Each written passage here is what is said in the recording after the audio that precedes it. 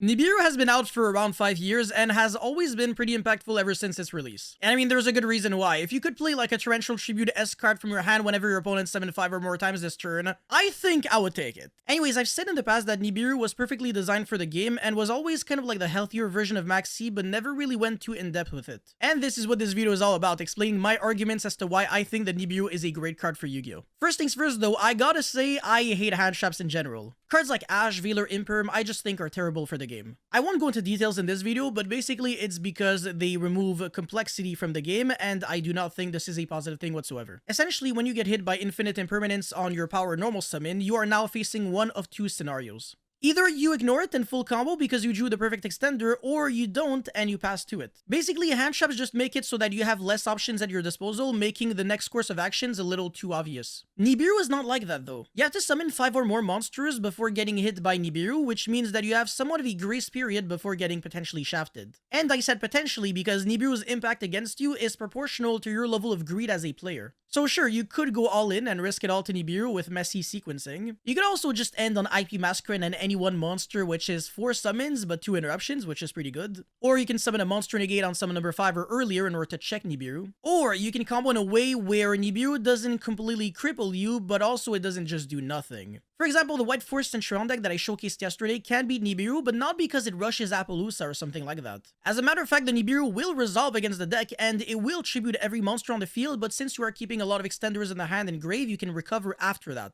And also, if the Nibiru does not get dropped, so in other words, if your opponent does not even have Nibiru, well, you are not even using those extenders in the first place. You hold them because if you do waste them, and you do get hit by Nibiru, then you have no more ways of recovering, so you're being way too greedy by utilizing resources that you have no business using. And this is what I find to be absolutely beautiful about Nibiru. Its sheer existence is enough to strike fear into tons of players. Just the fact that you might potentially be facing a potential Nibiru is enough to force you to take it into consideration and deck build and play differently. I think this is a great thing for the game because it adds mechanical depth to Yu-Gi-Oh! And it also makes it so that there is now psychological pressure and it kind of creates opportunities for mind games. Nibiru is great for you as a player because it forces you to deck build and playtest better and actually figure out sequences that beat it. So yeah, in other words, Nibiru makes you better at the game. I've had some people tell me that this isn't true and Nibiru is a bad card for Yu-Gi-Oh! Because there are some decks that just cannot do anything productive without 5 or more summons.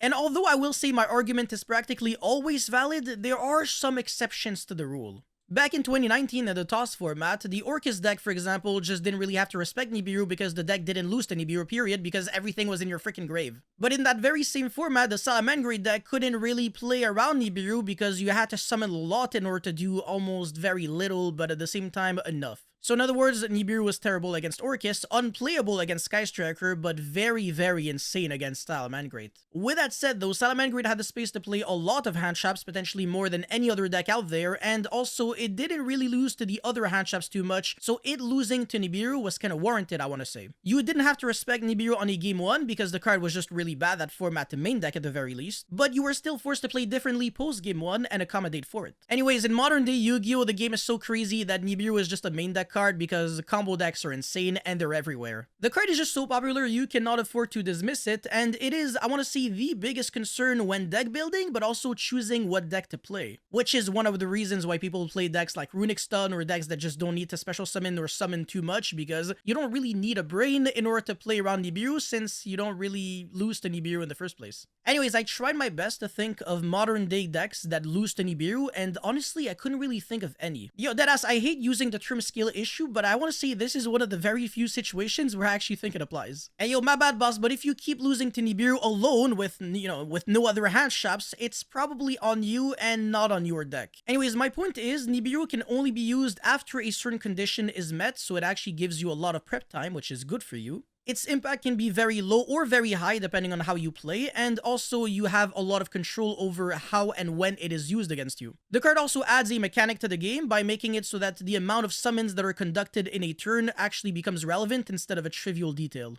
And it also adds psychological pressure because you have to play around Nibiru even when your opponent doesn't even have it. But cards like Max C, on the other hand, they just punish you for even trying because there is no such thing as playing around or through Max C. If you play greedy, you're dead because your opponent draws too much, and if you played way too safe, then you're dead because your opponent can just destroy you through your half board or you're not even half board. Now again, this video is about Nibiru, or at least was about Nibiru, not about the other hand traps like Maxi and stuff, but I will be making separate videos on them very, very soon, so stay tuned. Anyways, that's all I had for this video, guys. Thank you so much for watching. Don't forget to like and subscribe, and let me know how you feel about Nibiru in the comment section below. And I will see you guys very, very soon. Peace.